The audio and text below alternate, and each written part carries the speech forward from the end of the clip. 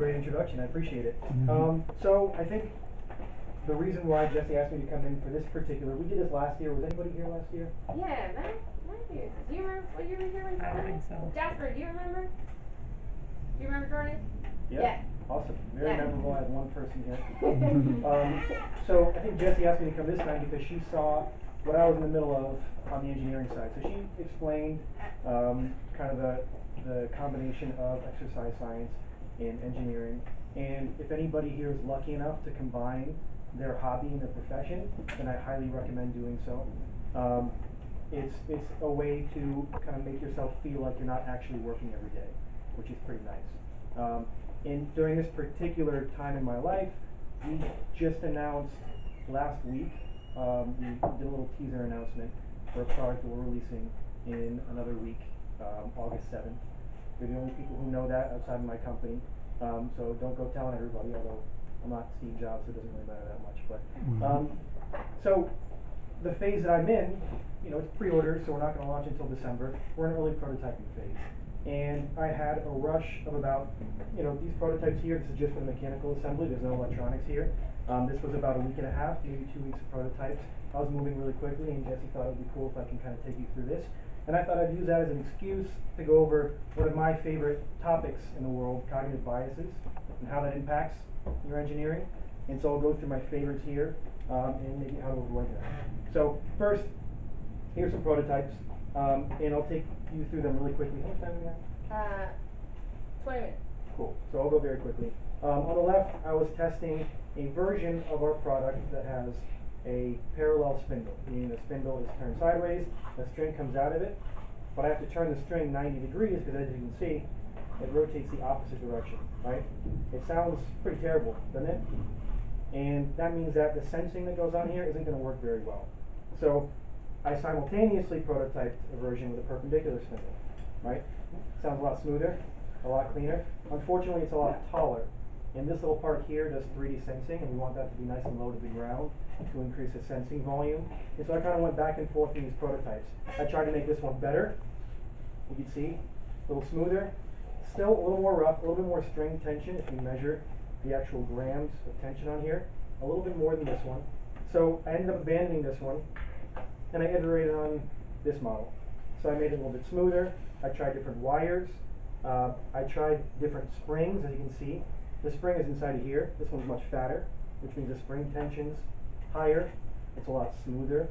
This one here has a thicker wire. The thicker wire helps with our kind of patent pending 3D sensing because the wire is conductive. We measure the conductivity and how that moves. And that actually had some different impacts on the device. So I tried a couple different kinds of wire. This one has nylon on it. This one's not nylon coated. This one has new bearings. So we did a much bigger spindle or much bigger axle with thinner bearings. And so, this last one here is much smaller. And this is the one I ended up going with because we got kind of best of both worlds. It's shorter, right? It's not quite as short as the first version, but it's a lot shorter than these other versions, as you can see here. And then this, we underwent a little bit of testing, and I ended up taking these mechanical components and moving that into the looks like design phase. And I'll show you here what that looks like now. Here's a quick snapshot of what the looks like is, and I actually have a quick, let's see if this will open. And I'll say, so the way that these work is they sit down next to the rack that you're using, and then there's a magnet or like a little hook that attaches onto the barbell, so it just kind of rests on the barbell. And so the string tension is important because if it's too much, you're like pulling the barbell down while you're trying to squat, right? Or, you know, so you need to balance these things. So it attaches on, and then as you squat, the speed that the spindle rotates tells you how fast you're actually moving. So I took this about 45 minutes ago for this presentation. This is just the current version of it. So obviously, a lot prettier than these, right? These were not meant to look good, they're just meant to work well. And then this also starts to incorporate some of our electronics. So as Jesse mentioned, I'll give you a little quick idea of what the actual platform is. So Rep 1 is training automation for sports teams and organizations. I'm using my organization as a testing bed, but a lot of sports teams use them.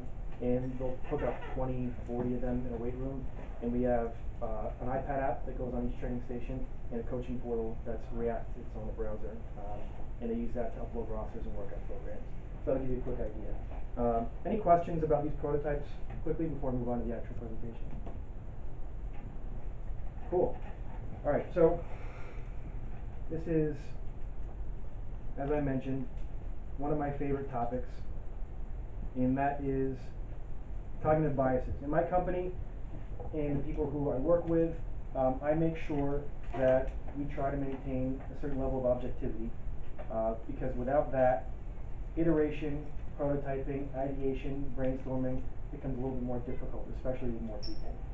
So I went over the whole iteration and move fast part, and now I'm going to go over my favorite ways to poorly prototype. First, I want to say that a lot of ways to fix this is process. And I don't know if any of you have been exposed to kind of corporate process. It could be daunting, it could be annoying, a lot of meetings, a lot of structure. It's something that I didn't really get taught at the high school level. I don't think that that would interest you in a presentation. It's pretty boring stuff, so I kind of didn't include it. The cognitive bias is just how you kind of internalize. Process is meant to kind of circumvent your own biases and try to get people to work together in an objective fashion. So I'll just go to the kind of root of it. So, my first one, and is there any way to get my notes up here as well? Oh, yeah. Yeah. So I'll just talk through while Jesse's doing this.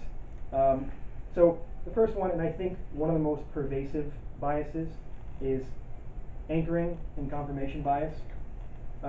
So essentially, anchoring is when you have kind of your first idea, and that first idea you kind of like, and so you take that and you think maybe this is the best idea, and it happens on a subconscious level, and so it kind of seeps into your prototyping.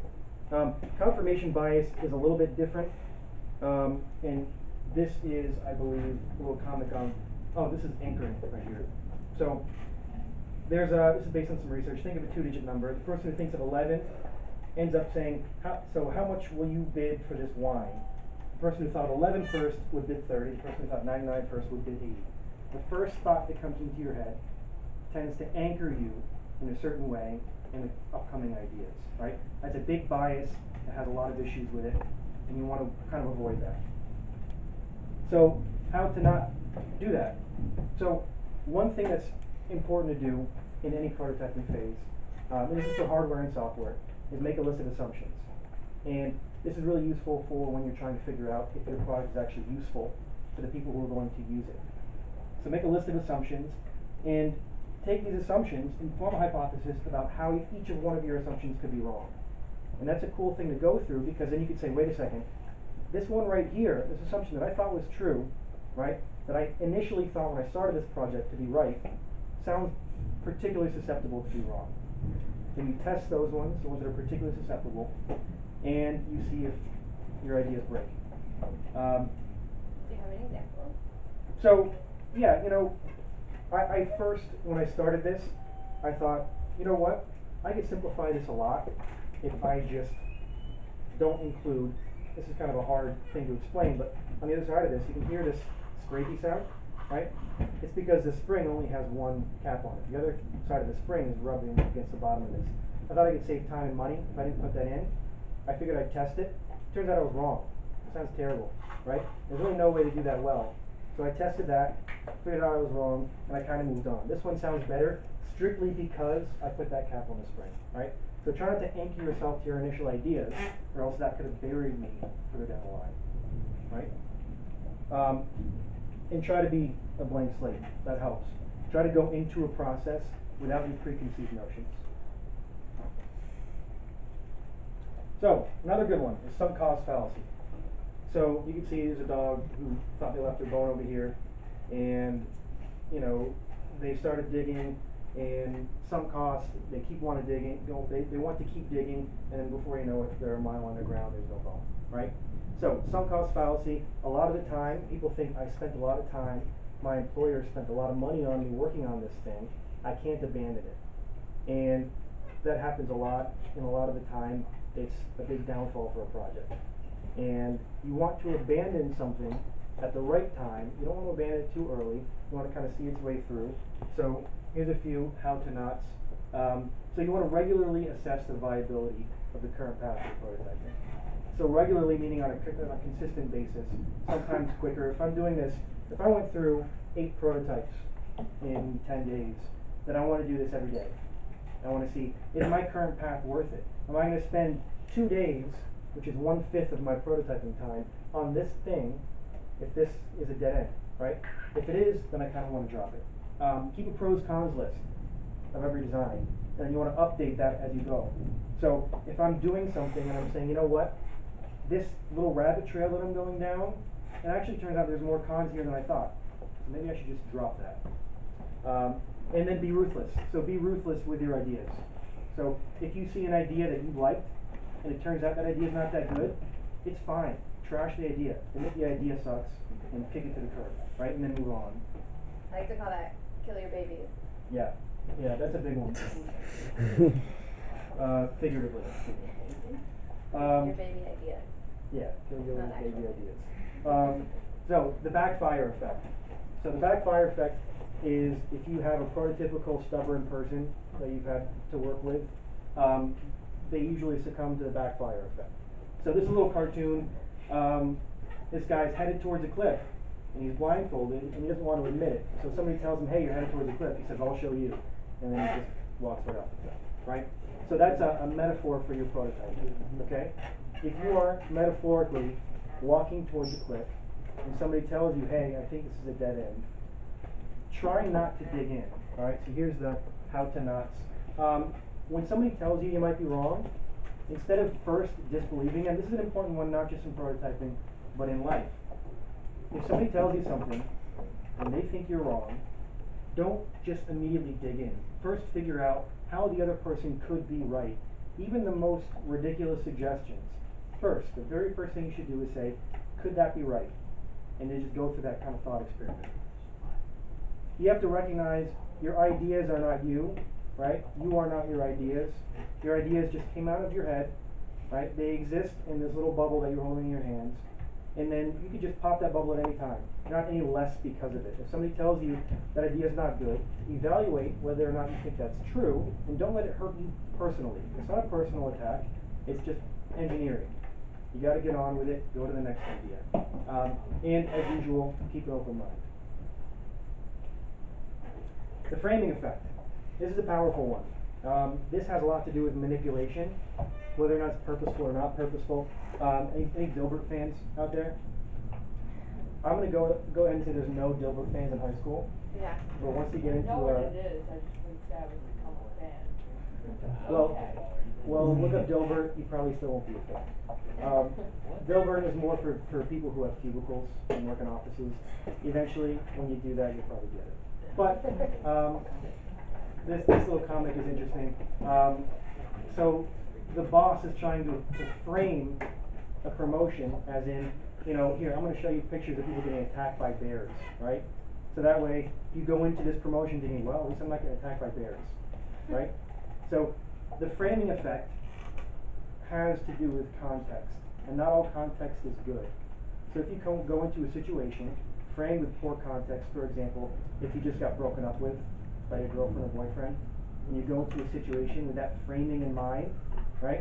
Well, that framing is manipulating your thoughts and your ideas, right? And so you might think that some of the things you're looking at, some of the ideas people have or some of the ideas you have are bad. That's just the framing that you took into the situation, okay? Context can be good, context can also be bad. So, how to not? So be aware of the problem and actively fight bad context. So as long as you're aware that you could be succumbing to the framing effect, you could take that into a conversation, into a project, and be aware of it and try to fight it.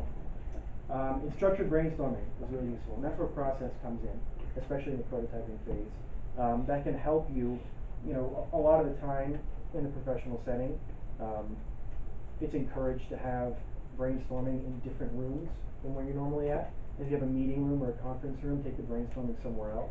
It drops some of the framing that comes with that space and something that you bring into that room, and that way everybody has a little bit more of an open atmosphere for thoughts and ideas. Groupthink. So this is one of the more powerful cognitive biases.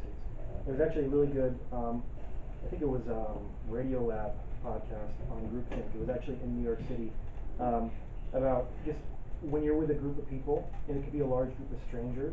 It could be somebody on the a group of strangers in the subway, and you see something bad happening. A lot of people don't intervene, and that's because they don't see anybody else around them intervening. So they think in that point in time, maybe it's not the right thing to do to intervene. Here's a more professional example. So everybody's thinking to themselves, no, we do not agree, but nobody's saying it, so everybody just goes along with it, right? So groupthink is more pervasive when you're in groups of people, maybe not when you're prototyping by yourself, although groupthink can happen when you're by yourself, just by searching forums. You see what everybody's saying, so you say maybe they're right, when in fact maybe they're not right. So don't be afraid to dissent. Don't be afraid to dissent from the forums that you're reading online or from a group that you're in. One caveat, don't dissent for the sake of dissenting. People can detect that, and it's not fun. Dissent when you have a genuinely good reason to. The best leaders in business, the best bosses, the best managers, the best CEOs love a good devil's advocate. They love somebody who says, you know, I know everybody thinks this, but what about that, right? If it's a good point, then you should bring it up. And yeah, always ask questions, or always question whether or not you're simply going with a group. So again, it's a common theme in these how to nots. It's just be aware of it, and question whether or not you're succumbing to it. This is my favorite one, the availability heuristic. Anybody know what the availability heuristic is? It's a fancy word, or a fancy 2 words, but it's something that you've all experienced. So the most available information to you sometimes seems like the best information, right? It's a form of mental or cognitive laziness. So you go into a problem, you say, you know, I know the answer, right? The first thing that comes out of your head is just the best answer in the world. It's your favorite thing, right? And if somebody tells you that that idea is not good, you might succumb to the backfire effect, right? You might dig in a little bit. But that first thought is not always the best thought. Again, a little illustration here. There's a lot of information, and this is the information you might be using, right? Or this right here represents your first thoughts. This little dot here.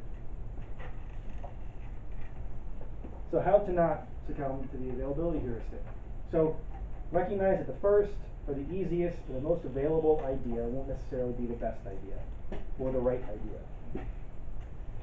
Also, memory is incredibly faulty. So, you know, you're all young, you all have most of your brain functioning still. As you get older, the neurons seem to slowly fade into the darkness, and your memory becomes more faulty. But even young people have faulty memories sometimes. A lot of the time what you remember is not necessarily how it actually happened, and that's a hard thing to fight with. So always bring that to the table. Always say, you know what, I remember it this way, but that might not exactly be the way it happened. And that way, availability heuristic can't sneak in via something that you simply remember. And I thought I'd end with something that might be very prevalent in the high school scene, which is that time? No, sorry. Sorry. Which might be the halo effect. So the halo effect is when you see somebody who you like. You might find them to be attractive, you might have a little crush on them, and because of that, their ideas might seem to be a little bit better than somebody else's ideas, right? In engineering, that's not useful. That can be a problem. So, you know, I guess, you know, this dog sees some luxurious furry dog, but that dog might not be as luxurious as you think. Might be a little terror, right? So how to fight this one? So treat everybody as equals who are presenting ideas. So when everybody comes to the table, everybody is on the same playing field. Everybody's ideas have the same value when they're initially presented, and you evaluate the ideas on the merits. So be purposeful in evaluating the ideas alone, and not the other stuff that comes along with a person representing the ideas. And this could be somebody who you respect as well. And this is something that I have to fight with a lot. There's a lot of people in my line of business who I respect a lot. They publish a lot of really good research. And when I talk to them, I like to think that they're always right. but you have to go into those conversations and evaluate the ideas themselves, and always be vigilant of somebody presenting maybe a poor idea. I have the opposite problem, where it's like, if it's somebody I don't like and they have a good idea, I wanna be like, no, you're dumb, I hate you. Right. And then it's like, oh, you're Yeah, it works in two directions. very frustrating. So, yeah, don't do that one either. So, those are not the full list. If you're also a fan of cognitive biases, or I guess the opposite of a fan of cognitive biases, you can look them up. There's hundreds of them. There's a really good poster that I have in my office called the 24 cognitive biases that shape your day-to-day life. And you can get that poster. I highly recommend it. Any questions about any of these or any of the process that I went through with the prototypes? Yeah. How did you get into fitness tech? Sure. So I would say I was into lifting weights before I was into engineering, and I was in high school and I was trying to get trying to put on a bunch of muscles so I can look good for the ladies. As I grew up, and as I found my fiance now, we met in high school, and so I quickly abandoned that, and I started lifting, not necessarily for the vanity of it, but because I like lifting heavier things, and it was a good way to kind of drive me in my training, and keep me healthy. And then I went to engineering school, and then I was lucky enough to find a way to kind of merge those together.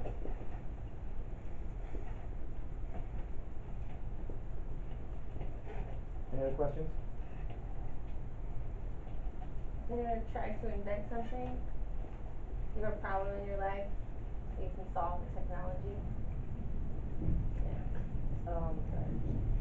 So, it might be kind of a silly idea, but I'm into fishing a lot, and oftentimes when I'm fishing by myself, I want to get like a really cool picture of it. So like I thought of like some way, like a foot pedal to like control the camera, and that's like the only kind of inventing I've ever thought of. But maybe like you press the foot pedal, it like takes a picture of it, and then it like puts it like up on the cloud or something like that. And just a way to do something that I can't do because my hands are full, like a fish or something. So. There you go. Cool. You tried making that thing? No. I tried to like do something like CAD, but never really came to fruition. Sure. Yeah. Start a company. That's a cool idea. Anybody have any recent cognitive biases that they caught themselves in? Or anybody see this presentation and think of anything in particular that happened recently, maybe even as soon as today? Anybody want to give an example?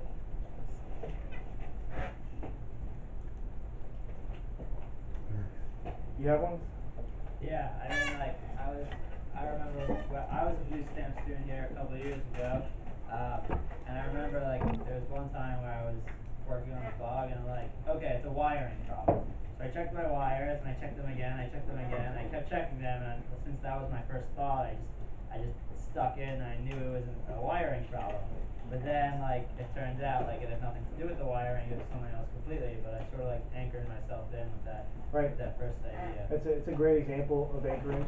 I'll give you an example. Actually, you were raising your hand. Was that you have an example?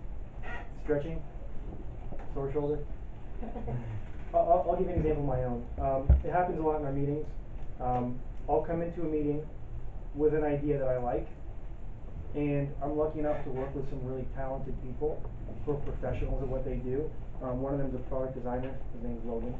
And for a living, he kind of evaluates ideas, and he has a lot of experience in doing so. And so I'll present ideas to Logan, and a lot of the time he'll tell me, yeah, Jordan, that idea's not very good, or you're coming at it from a different direction. You're coming at it like in the third step of the process, where we're on step one.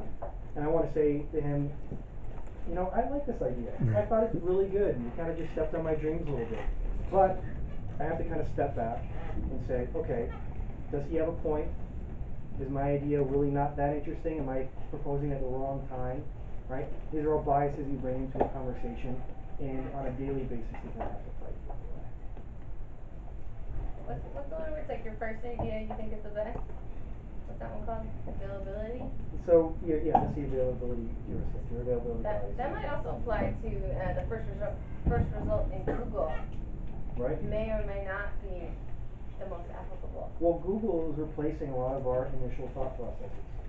So if you Google something really quickly, that first page, a lot of the time, is the availability heuristic. It's the information that's most available to you. And in fact, availability heuristic most often comes around these days in information, right? Not necessarily in your own head. So the most available information can be the most dangerous. Yeah. Sure. Can you talk about like your initial like design process? Like when how did you like even come up with this idea and like did you see other people like research other people who were trying to make something like that and like compare it or like make it better? Like how did Sure. So this is an important topic in coming up with an idea or a project for your foot pedal powered fishing camera. When you first start to develop something, you want to do a competitive analysis. And a competitive analysis is really tough for a lot of the reasons I showed today. Because when you have an idea, you think your idea is great, the last thing you want to do deep down is find something that shows you that you're not very original, right? A lot of people have thought about this. Or, it might be original, maybe nobody's done it, but it's for a good reason, you know? Like, my favorite example is self-tying shoelaces. It's a cool idea, right? It's not original. It's been an idea since probably before Back to the Future. But tying your shoelaces is not that big of a problem, right? And a machine that could tie your own shoelaces for you, a shoe that has these devices in there that can do that, probably really expensive. The cost-benefit analysis not quite there, right? So it's really tough for you during your ideation phase when you have an idea to do that competitive analysis. The easiest way to do a competitive analysis is just to be in that market already. If you know all the competitors, if you know what all the products are, if you're trying to solve a problem, but you can't quite solve it because you just can't find that thing that you could buy on Amazon to solve your problem, well, that's when you might have an idea. So you start with a market need. So once you can identify that market need, then it's much easier to kind of start going through nuts and bolts and creating. So that's kind of what I did in my process. As Jesse mentioned, I was getting ready for a world championship, and I knew that velocity-based training would help me bring my lifting to the next level. And so I looked and I looked and I looked, and I couldn't find anything that could do it for me. The devices were thousands of dollars. They were like research-grade linear position transducers. And I had just graduated from engineering school in mechatronics, and so I knew how to do it, so I built it. And then from there, people asked me to build it for them.